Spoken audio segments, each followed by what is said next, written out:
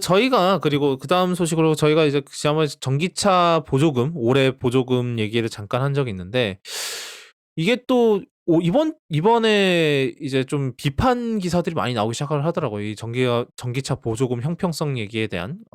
그때 이제 저희가 얘기했던 거를 다시 한번 말씀을 드리면은 원래 이제 5,900만 원 차값이 이제 5,900만 원 미만인 이제 6천만 원 미만인 차량이면은 보조금 100%를 받는, 그러니까 한 700만 원 정도 된다는 것 같아요. 그래서 그 700만 원을 받을 수 있도록 그렇게 했었는데 올해부터는 이게 이제 상한선이 내려가서 5,500만 원 아래여야 됩니다. 그래서 5,500만 원 아래여야 되는데 대신에 이제 구동 방식, 그다음에 배터리, 그리고 휠 사이즈가 같으면은 뭐 그 위에 옵션을 넣던 안 넣던 이제 그 기본 차 가격을 존중을 해줘요. 그래서 뭐 예를 들어서 뭐 내가 아이오닉을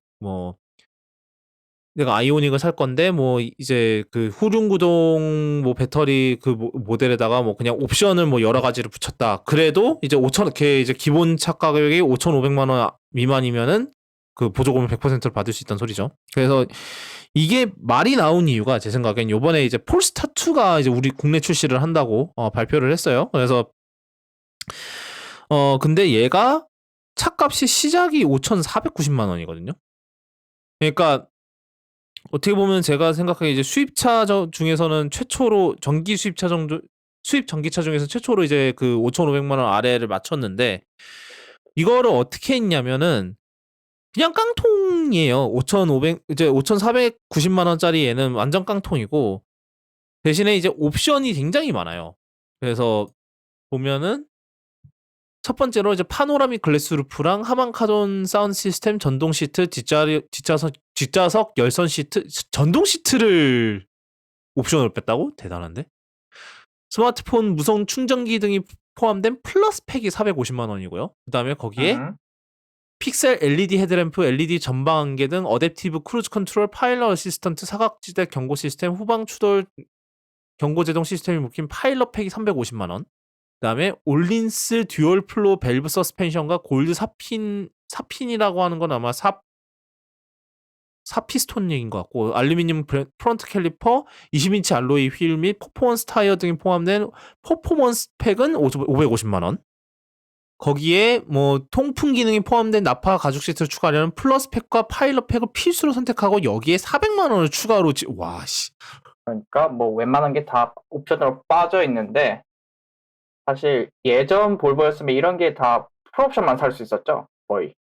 이게 수입차 같은 경우는 그러기가 힘들어요. 이게 옵션을 여러 개를 맞추기가 힘든 게, 왜냐면 얘네들 입항을 해야지. 이거 한국에서 만드는 게 아니잖아요. 야, 물론 이제 폴스타2는 그나마 이걸 할 수 있는 게 폴스타2는 중국에서 만들어요. 그러니까 조금 그나마 이제 유연성이 있는데, 뭐 저희가 지난번에 얘기했듯이 뭐 예를 들어서 BMW에서 뭘 주문을 했다. 그럼 걔네는 미넨에서 오거든요. 독일에서. 그럼 2달 반이 걸려요. 한국까지 오는데. 그러다 보니까 이게 옵션 이런 거를 하기가 힘들어서 웬만해서 이제 수입차 같은 경우는 정말 인기 있는 옵션 이런 거를 분석을 해서 이제 하나로 최대한 묶어서 팔려고 하는데, 이렇게 수입차에서 이렇게 옵션을 세분화해서 파는 거는 거의 처음인 것 같아요, 폴스타가. 그러니까 이 보조금을 맞추려고 이제 어느 정도 무리수를 둔 거죠. 뭐 지네들 말로는 올해 4,400대 정도를 팔 수 있다라고 그렇게 얘기를 했다고는 하는데, 근데 이제 이게 하여튼 이제 그 기준에 따라서 이제 전기차 보조금을 매기는 것 자체가 이제 문제가 된다라는 말이 이제 이런 것 때문에 나오는 것 같아요. 그래서 예를 들어서 뭐 작년에 100%를 받았던 기아 EV6 GT 라인의 경우 이제 5,680만 원짜리거든요. 올해는 절반밖에 받지 못해야 하는데, 왜냐하면 GT 라인이니까 이제 그 트림이. 그런데 기준이 이제 그 휠 사이즈랑 배터리랑 그걸로 바뀌면서 뭐 파워트레인이 같은 EV6 롱레인지 사륜 구동과 똑같은 보조금이 적용된대요. 그게 5,320만 원이거든요. 그래서 5,320만 원이니까 이제 5,500 아래잖아요. 그래서 이 GT 라인도 5,500을 넘기는데도 불구하고 똑같이 보조금은 100%를 받을 수 있다는 거죠.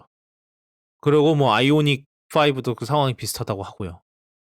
그래서 이게 이거를 해결을 하려고 하면은 뭐 제 생각에는 그랬어야 될 것 같아요. 그러니까 뭐 그 옵션으로 추가할 수 있는 그거의 상한선을 상한선을 둬야 하지 않았을까? 뭐 예를 들면은 여기서 옵션을 뭐 한 300만 원어치까지만 추가 300만 원 너무 많나? 뭐 하여튼 300만 원어치만 추가까지만 추가할 수 있어. 그 이상으로 넘어가면은 그 보조금 100%못 받고 그 다음 티어로 넘어가게 뭐 이런 식으로 했어야 되지 않나? 라는 생각이 들기는 하는데 하여튼 그래서 물론 근데 이게 문제가 아니라고 볼 수도 있는 것 같아요. 어차피 우리나라 국산차는 다 보면 이제 옵션으로 이것저것 넣고 깡통 사고 싶으면 깡통을 살 수도 있는데 외제차는 지금까지 그게 안 됐잖아요. 근데 얘는 물론 이제 전기 보조금에 맞춰서 딱 5,900, 490에서 시작하는 게 다른 회사 입장에서는 얄미워 보일 수도 있지만 그건 우리 알바가 아니고 이제 외제차라도 뭔가 저렴하게 필요 없는 옵션 필요 안 고르고 깡통 차를 사고 싶은 사람들도 살 수 있게 선택지가 늘어난 건 좋은 게 아닐까 싶어요, 저는.